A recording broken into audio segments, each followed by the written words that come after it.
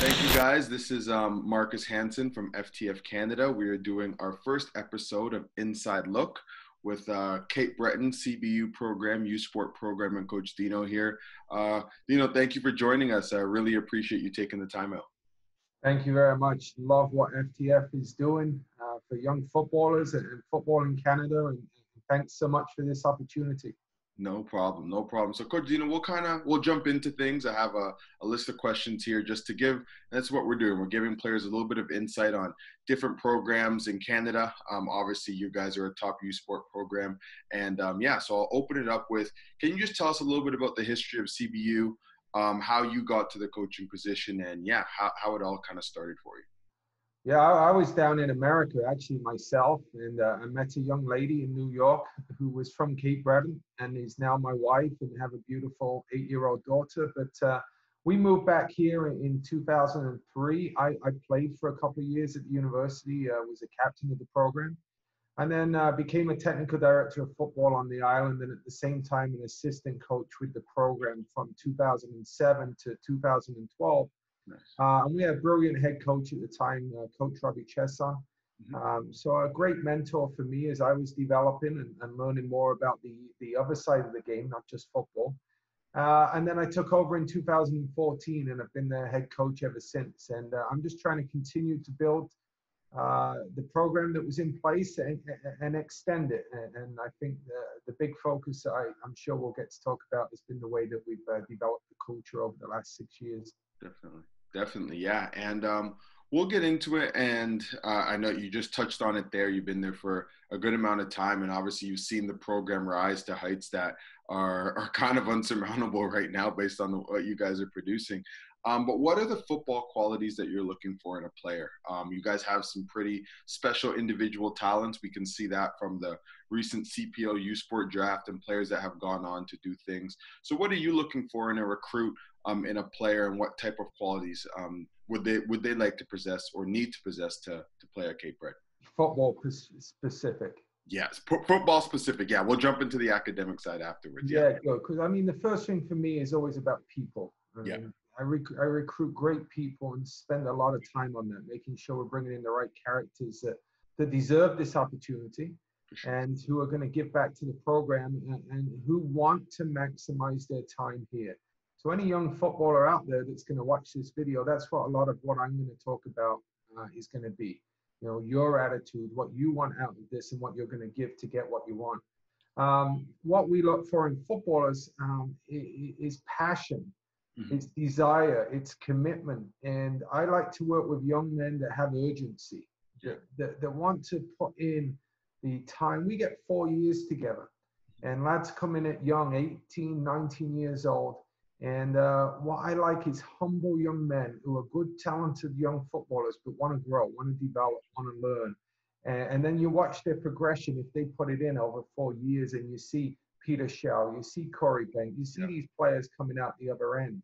And that's because of what they've put in, and it's because what they've taken out of the program, which is great. But as football specific, you've got to be able to deliver on demand.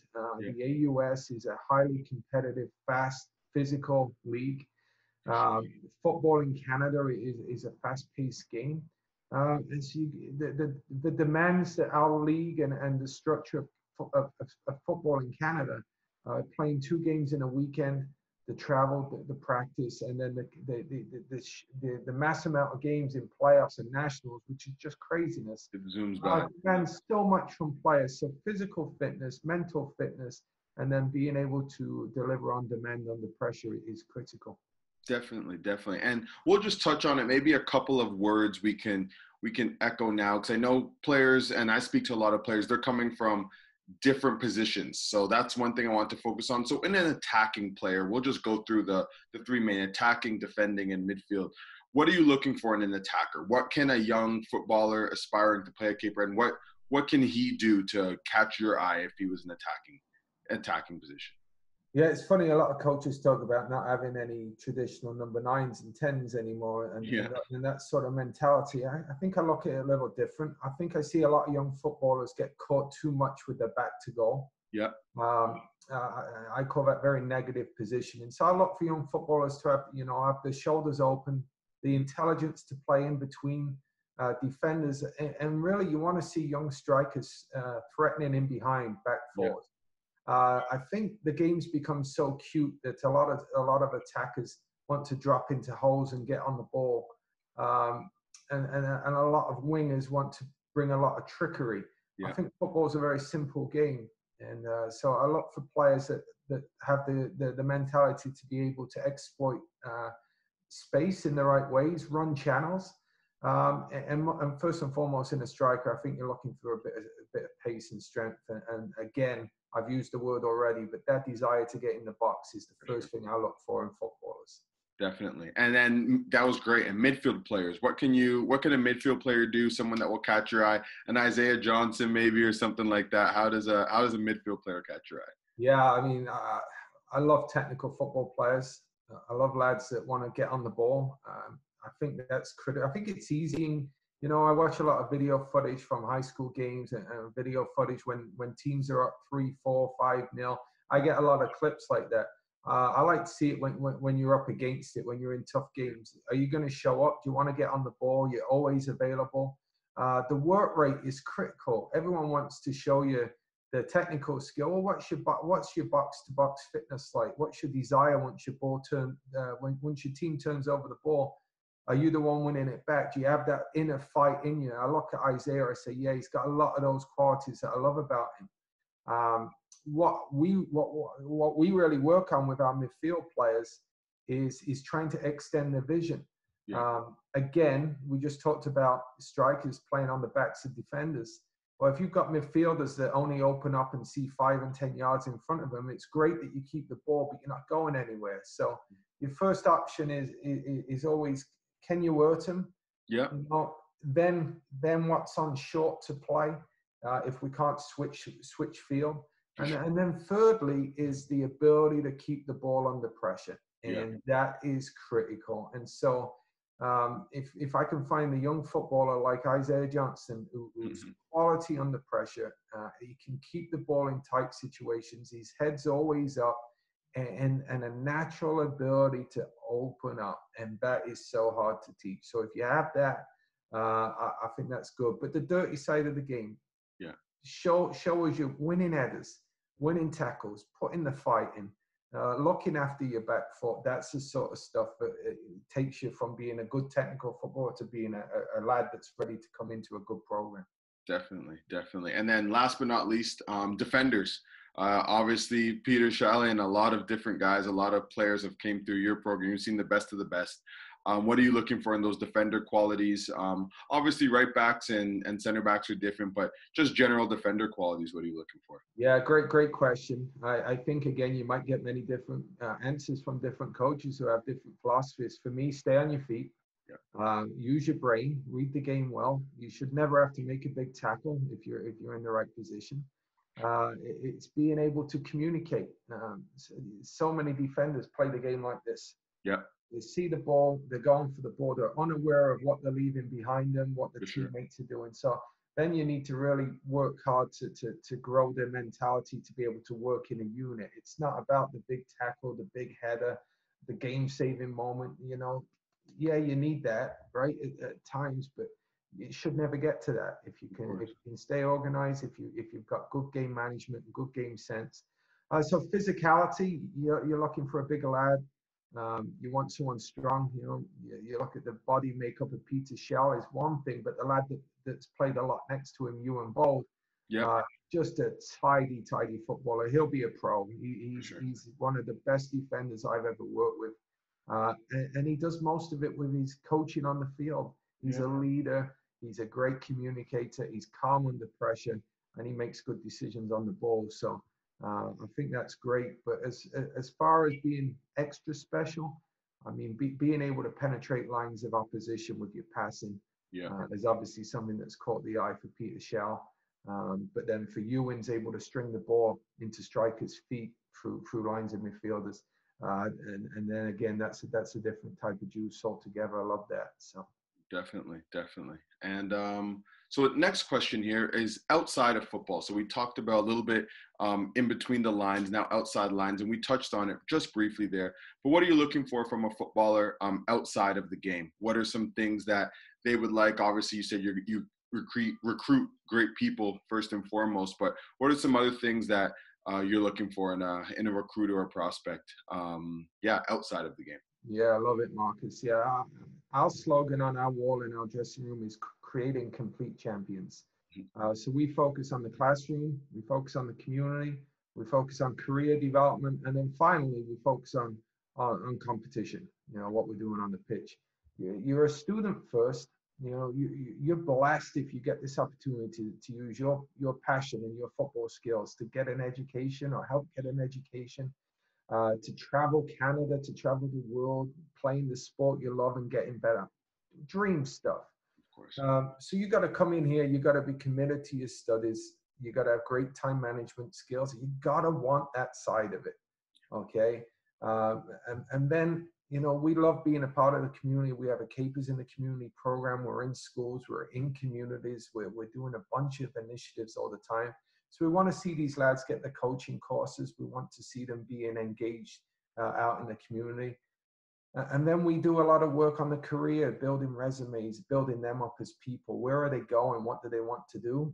And then finally, you know, I truly believe we've got everything to develop a good footballer in our environment, our facilities, and our philosophy. But to answer your question directly, what are we looking for outside of football?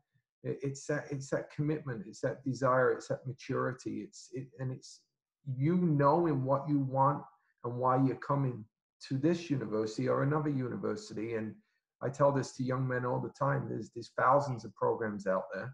Yeah. Some are in big cities. Some have a lot of nightclubs and a lot of bars. Mm-hmm. Some have coaches that are very firm and strict, very direct.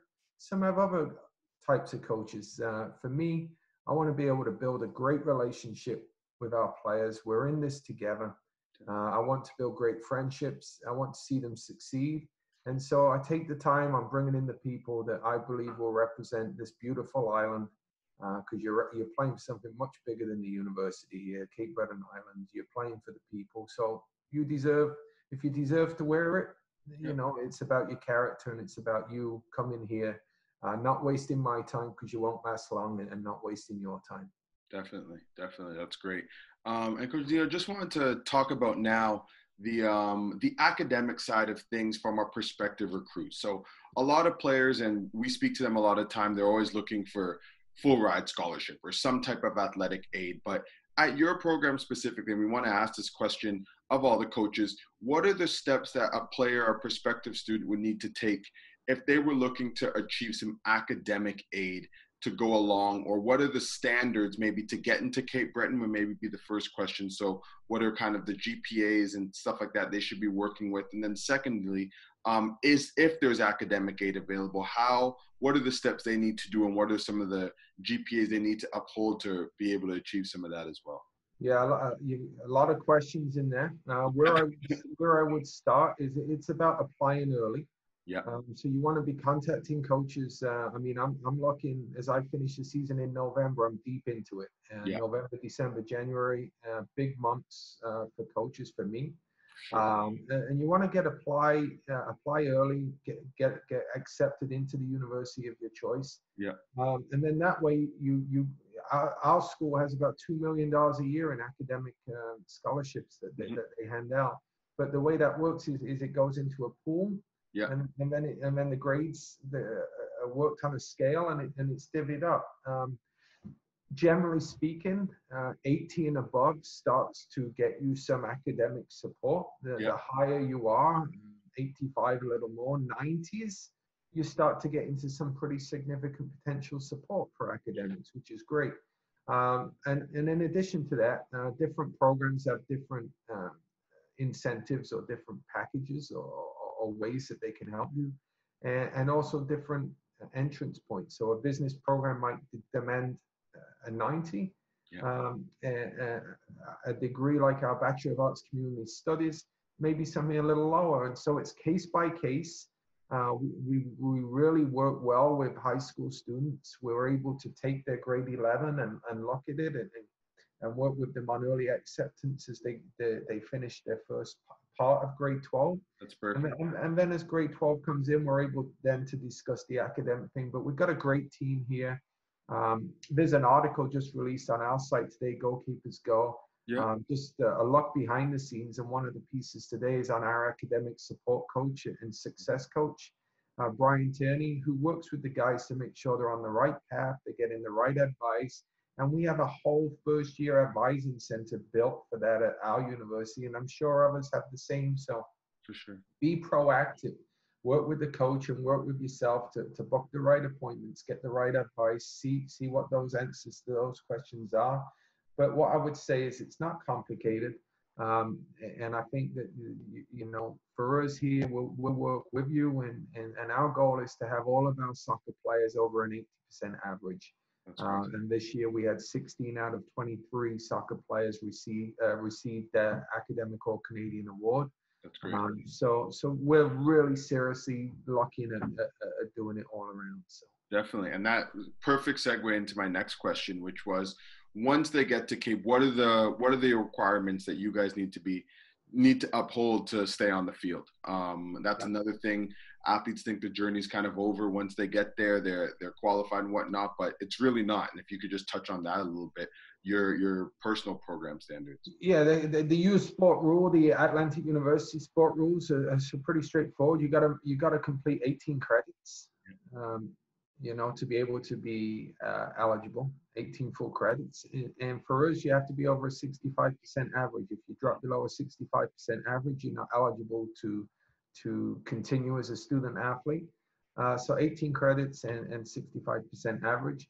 Our team actually is 70. So if you drop below 70, you're suspended from the program until you get that back up. So hopefully, across Canada, you're going to find coaches that have and leagues and rules that have the same sort of thing.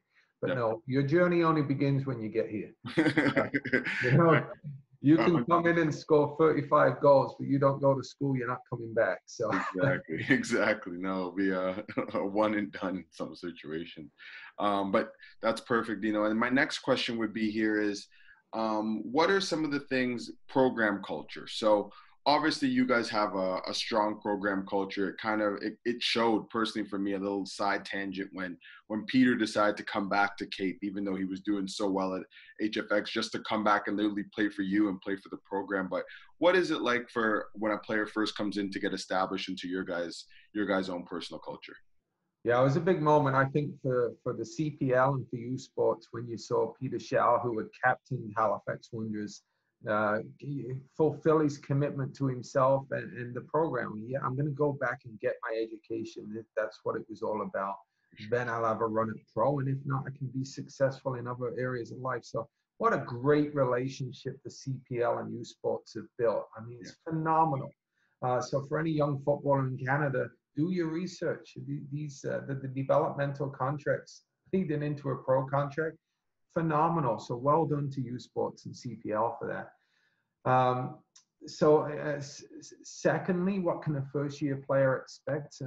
We're a program that really likes to foster leadership, nurture it, and it can come from anywhere. Rain Lynn, who's just joined us from Ontario last year, is now part of our leadership team for 2020. So working with the fourth-year captains and a group of leaders, because we know leadership can come from anywhere at any point. For sure. But there's norms, I'm a stickler for the little things. You're not going to be wearing a hat in my program. You're not going to be walking around with headphones. Your chains aren't going to be hanging out. Your shirts aren't going to be untucked. And call me old school, but I think it's about being a team and being unified and uniformed. So my players know that there's little things, punctuality, language, attitude, respect. So I think first year players that are coming in, and sometimes I've had some come from other parts of Canada where it's been quite an adjustment, because you don't get to just, you're not coming in here and being bigger than the program, bigger than the school or community. You're going to earn your stripes. But at the same time, you're going to be a part of it. As soon as you walk in, there's no freshman, and there's no senior. When I was in America, I couldn't believe the culture around that freshman, sophomore, junior. It was crazy to me.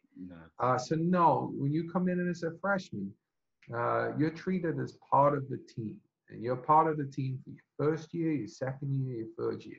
Everyone understands their roles, everyone understands their obligations and their responsibilities, but you all contribute to our culture, and everyone's held to the same standards. So no, a captain doesn't get to show up late, doesn't get to miss practice, doesn't get to dress differently. I expect them to maintain the standards much higher. So no, we're pretty strict, we're pretty rigid. I believe full-heartedly that we're about developing young people and young men here, much bigger than the game of football. And so it's about discipline, it's about standards, and it's about caring. And I think you're going to find, as I hope if you talk to any of my players, especially first-year players, instantly you're going to realize that the coaching staff and the program here cares about you, and we want to see you succeed. Definitely. That's a great lesson. Great lesson. I think a lot of players will take advantage of listening to this. So now we're just going to talk about the schedule of a student athlete.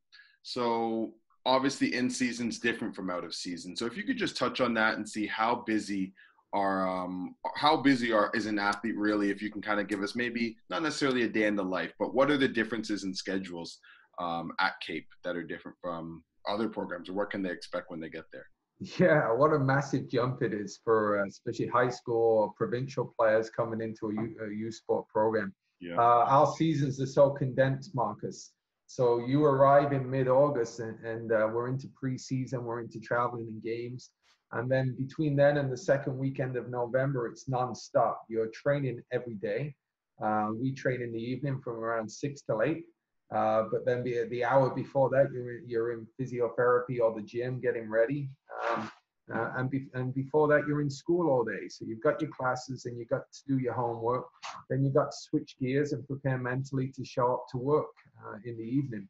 And then if we've got away games, we're traveling on the Friday, arriving to the hotel, preparing, playing Saturday, traveling, playing Sunday, traveling back. If you've got an 8 o'clock class on a Monday morning, you're there. So it's full on. And then you've got to manage your homework, you've got to manage your schedule, you've got to manage your diet, and then you've got to manage the challenges of being away from home for the first time. So yeah, there's a lot to it. And as you watch these young men go from year 1 to year 2 into 3 and 4, it's quite incredible as you watch the maturity and the growth happen. But this is the beauty of university sport, Marcus. This is life skills. This is stuff that's going to set these young people up to succeed and lead companies and lead communities and lead families. It's priceless. So, when people talk to me about scholarship or cost, don't ever think about going into this looking at it as cost. This is about an investment in yourself, and it's one of the best that you can ever make. Definitely. That's great advice. And we'll switch gears a little bit now. We're trying to hit all spectrums of things. So we're going to transfers from different universities. For example, they could be an NCAA transfer or a CCAA transfer. What are your view on transfers? And some coaches like to bring in transfers. They're a little bit more experienced, but we have a lot of players who just want to know what are your views? What kind of things are positively impacted by transfers you've seen at your program, negatively impacted, and just like an overall sense of having a transfer and being part of or recruiting a transfer from a different program? Going to take you outside. Yeah, nice. We get to see the views. Great question. Yeah, call me crazy. Over the last year and now the last couple of months, my inbox is just full. There's more and more lads, especially Canadians, looking to get back from America and stay in Canada. I believe that's for a number of reasons. Yeah. I'll leave that right there. But yeah, we've had some junior college players in the States come to us. So they've done 2 years down there and then they've joined us. And I think it's again, a lot of the time, Marcus, if I'm very honest, I think it's a big jump in level to jump into one of the top youth sport programs. And I think it takes them time to adjust to that. That's the feedback I've got from the players. They have a lot more time on the ball down in the States, and it's a lot more a back and forth game. Is a more of a better quality of football here, I believe. For sure. But they bring experience.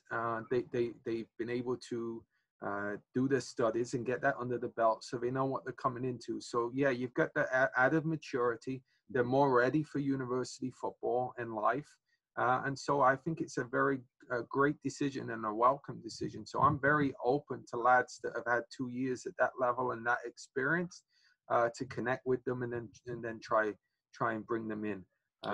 But I do think they need to be conscious of the fact that it's a different standard of football. And it's a more team game, and they have to be ready for that. But again, I think youth sports is excellent. The fact that you can transfer from America to Canada once without having to sit out, it's great, because this is about us needing to keep our best Canadian footballers in Canada. And if I can give any advice to a 17, 18-year-old Canadian footballer who's, national team, provincial team, Whitecaps Academy, in these sort of levels, there's lots of glitz and glamour sold down in the States. I believe in the quality of the education in Canada. I think we've got brilliant institutions. I believe in the coaching we have. I think youth sports has some top coaches and programs. And I think that with a relationship with the CPL now, what a platform you've got to come in, grow physically, mentally as a footballer, prove yourself, get that opportunity and do it in Canada. Phenomenal. So I hope to see more and more Canadians wanting to come to programs like ours. And I can't wait to work with you. What FTF Canada football has done in Canada for profiling young footballers. If you're a young footballer, get involved with FTF Canada. They know the footballers, they know the stuff, and they're talking to the coaches. So this is a great platform for players to be seen. Definitely. Thank you. Appreciate the kind words. We didn't your check's in the mail, I should say. Your check's I only speak the truth. Thank you. So next, and again, switching gears again, we're obviously part of ours is that we're a media platform. So in a highlight recruitment video, we talk to a lot of players about sending your videos out, getting in contact. Are there certain glitz, and obviously it's so hard to judge a player from a highlight recruitment video. You can't get the full tale, but what are some things where, and your inboxes must be flooded being one of the top programs in the country, but what are some things you quickly look away, or maybe some wow moments when you're like, okay, don't do this, or maybe do more of this? What guidance can you give a player in terms of their highlight recruitment video, or some things that you've seen so far? Yeah, I've seen it all. I've seen only the knees down to the feet of someone juggling a ball, and then it goes off 10 feet that way, but lands on their other foot with some editing. So don't do that. No, I'll be very serious with you. The first thing, I see this too much. Don't send, certainly don't send me a video of yourself with music on in the background with bad language in it. Yeah, you're not going to impress me, and it certainly doesn't fit into our culture, or I believe any good culture. So no, don't do that. Then around what you're showing is, again, I get a lot of videos showing all the pretty sides of their game.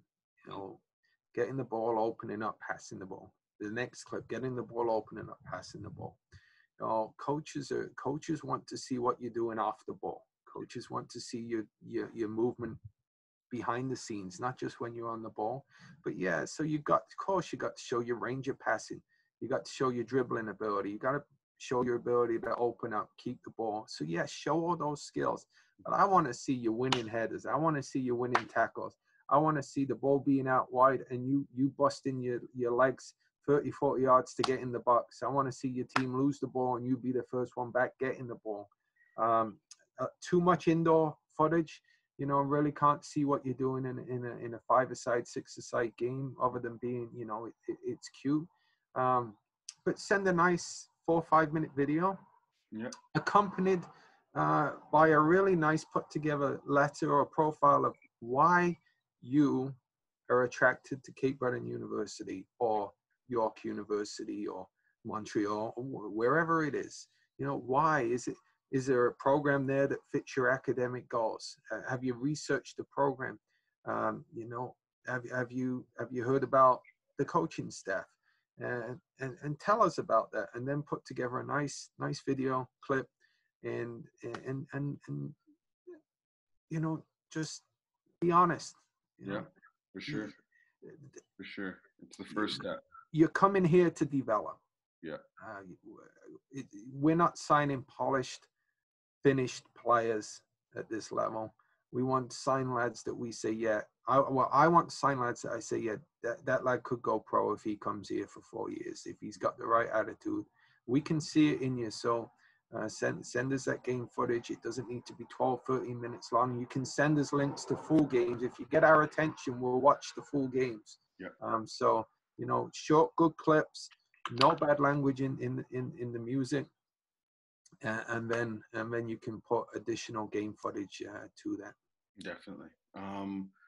Next question here would be, obviously COVID-19, we're speaking now. We don't know when we're going to be airing this, hopefully in the next couple of weeks or so. But how have recruitment strategies changed for you personally at Cape? Are there certain events, and that was actually my next question, that you guys normally attend that you aren't able to attend this year? But how have things changed on your guys' end?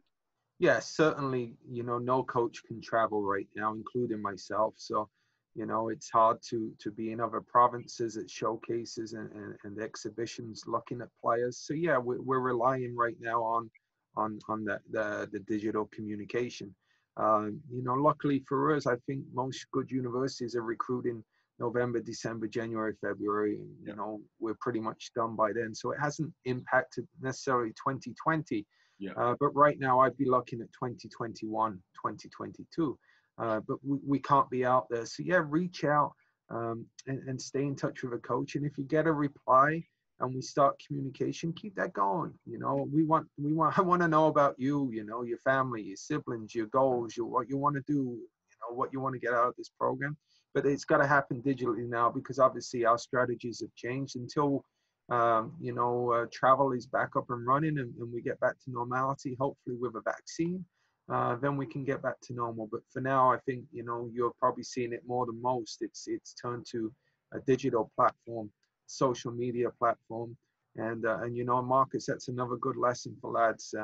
I have a coach on staff. One of his primary roles when we find a player to talk to is to do background on him.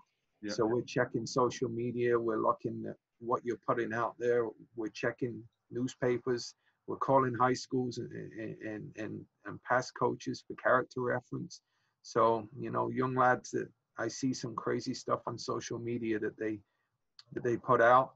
You know, coaches aren't going to take risks on players that are out there taking risks themselves. So. Definitely. No, that's a great lesson.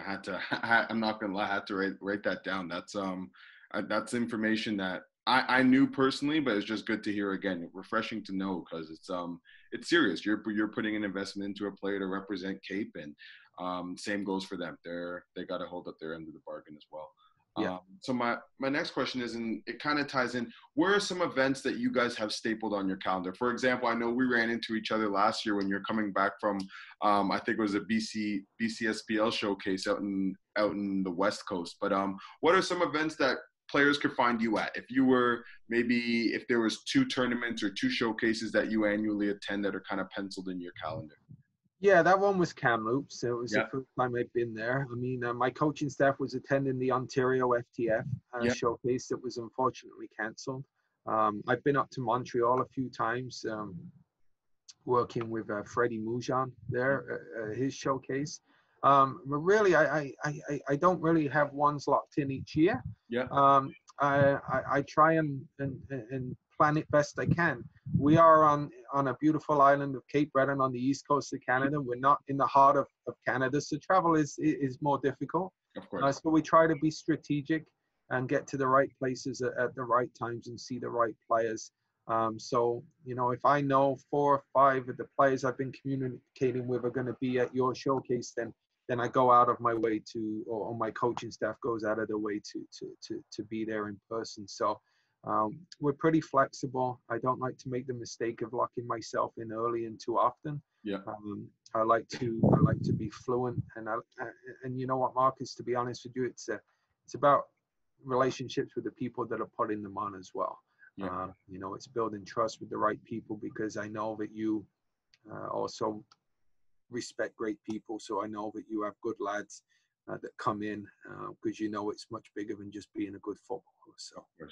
Of course. And you touched on it there. Freddie Mugin and his combine out in Montreal. I know Isaiah, one of the times you looked at him was at a combine, OPSM, who we work with now. What is something different that you see at individual combines? Just so players can see. We always get the question, what's the difference between a combine and a showcase? And they're both great avenues. One you get to see in a team environment. The other one you're kind of in an individual playing with people you don't know. What are some of the advantages that you see from recruiting at those type of events? Ooh, what a great question. Yeah, OPSM, phenomenal team up there. Godwin, great guy. Some great stuff happening. Wow, what a question. So many places do it in so many different formats. Yeah. I definitely like the 11-a-side formats first and foremost, because you get to see players playing.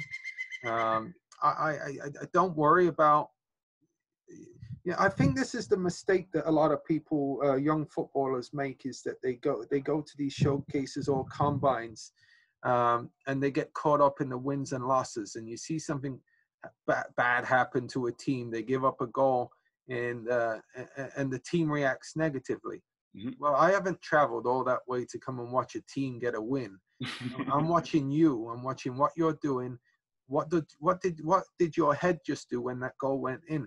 Yeah. Did you go pick the team up and say, come on, lads, what are you doing when you get on the ball? What are you doing when you're off the ball? If you catch my eye, I'm watching you. Yeah. When I went to watch Isaiah at the OPSM showcase, I don't even know if I looked at another player. I watched his every move for 2 days, what he did well, what he didn't do well. I left there, you know, his dad approached me after that showcase, wanted to chat. I kept it very, very quick, you know. I wanted to download. I wanted to get it right. I wanted my coach to do his research on him. Then we made contact and brought Isaiah in for a trip, and we, you know, I think he fell in love with the program, and we fell in love with him. But yeah, we're watching you, so don't be caught up in this team. And I think the other thing is, if you're a midfielder, tell the organizer that you're a midfielder. Yeah. And if you're asked to go play right back, say no. I think other coaches might say, yeah, you know, you get to play, just be out there, give it your best. No, you know, they're out there looking. Each coach, you might have 50 coaches. They're all looking for something very specific. They might need a right back. They might need a left winger. They might need a center mid, a holding mid, an attack. Everyone's looking for something specific. Play to your strengths. Okay, play to your strengths and try put yourself in the best position to be seen. And when I've watched the combines and pieces that do the drills, wow, that speaks volumes. Mm-hmm. There's too many Hollywood actors out there, Playboy bunny footballers that you know, they love a good game. Yeah, but they go through these drills. And what we tell our lads here in practice, the intensity that you go through every single drill, from warm-up to activation into technical, it better be done at game speed, with urgency and with desire. If your work rate drops in that, you've lost me. Lost me completely. So when you go to these things, you're there for a reason. Put it all in, and you're not there to make friends. You know, way too much handshakes and high fives and hanging. Get on with your football. That's why we've traveled there. So that's my 2 cents there. That's great. And then I guess last question here is, any further advice for young Canadians to join your program, just young Canadian footballers out there in general? Any advice that you can give them right now?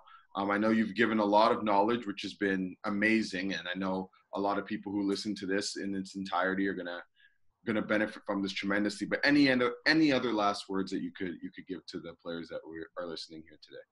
Yeah, really do your research. You know, there's many schools and there's many coaches and programs. So find the one that fits you academically. We're a small school, you know, where our environment is built for people that want to focus on their academics and football. So the social life, the party in the big city, we don't have that. And I don't, you know, necessarily want players or student athletes to do want that. But there's some do. So are you looking for a big city? Are you looking for small class sizes versus big class sizes?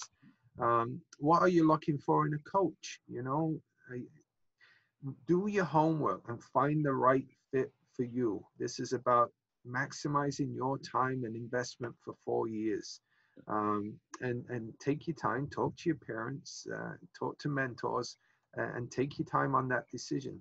And then talk to the coach, you know, and if it feels right, you'll know. If it doesn't feel right, then you should also know. Some lads, I think, you know, will jump at the bit I've been signed to this program in the States. You know, have you had the conversation with your coach about what that journey looks like in year one? What the expectations are on your end and his end going into year two? Have you had that conversation? Don't just be happy, you know, I'm going there. No, you know, make sure you're making the right decision for you, for your future, for your career, for your academics. And so that's my best advice. And then secondly, honestly, lads, start reading. You know, as you're finishing your grade 12 year, you've done well in school or not done as well as you might want to, pick 3 or 4 books through that summer on footballers or on leadership or on something that captures your attention, and get used to reading, because when you come to university, if you can't manage the reading volume, you're not going to be able to manage your study volume. And then with the demands of being a student athlete, you're going to fall behind. So get used to reading, and then that way it gets you in a practice of time management. And lastly, is from 16 years old, make sure you are strict on a routine. What does your bedtime schedule look like? Your sleep patterns, your wake up, what nutrition are you putting in the engine? There's a ton of great information on that beautiful World Wide Web now. You can find out what professional footballers are fueling their body. Get on the right eating pattern to fuel your body, and then putting the time in for strength and conditioning. You know, the physical demands of being a youth sport or pro footballer are big. You know, so grow your leg muscles, grow your capacity, grow your endurance, distance running, put on muscle mass, get used to that, because when you ask what captures coaches' attentions, it's all of the ingredients that are going to make up somebody that has the right character and desire, who's put in the work to get to where they want to go. So don't wait to get to university for a coach to say, okay, we're going to start looking at nutrition and diet and strength and conditioning. No. You own your own destiny, and start owning it as young as you can. That's awesome. Deano, thank you so much. Really appreciate you taking out the time. Obviously, Cape Breton, I know we'll be in contact, hopefully with this COVID situation ending and youth sports coming back into the forefront. Excited to see you guys at nationals again, like we always do. It's like our yearly meet, and yeah, just really appreciate you taking out the time today. Really? No, I do. I mean, I can't say we'll see you at nationals. This is a hard conference. So every year, I just hope we get through it. Some great programs. And you know what, Marcus, if I can just take this moment to just, you know, Atlantic Canada is a phenomenal place. The AUS, 10 great programs in the AUS. The football is brilliant. So if you don't know much about Atlantic University sport and the programs in Nova Scotia, New Brunswick, PEI, Newfoundland, have a look. Some brilliant programs. Lewis Page, coach at PEI, a former national team coach. Yeah. I mean, some of the quality that we have here is unbelievable. So I always tell lads about the opportunity to come to the schools on the East Coast. And then lastly, You know, if COVID showed us anything, Marcus, it's put everything in perspective, including sports. So when you get the chance to come back, do it because you love it. You get to play this best game in the world. Do it with love. Do it with passion. Enjoy it. If it's ever a stress, stop it and just enjoy this beautiful game. And I can't wait to work with you, see you, and I can't wait to get some great young footballers into our program in Atlantic Canada. Awesome. Thank you so much, Dean. Really appreciate it. And yeah, cheers, and we'll be chatting soon. Top man. Thanks. Keep up the great work. Thank you. Thank you.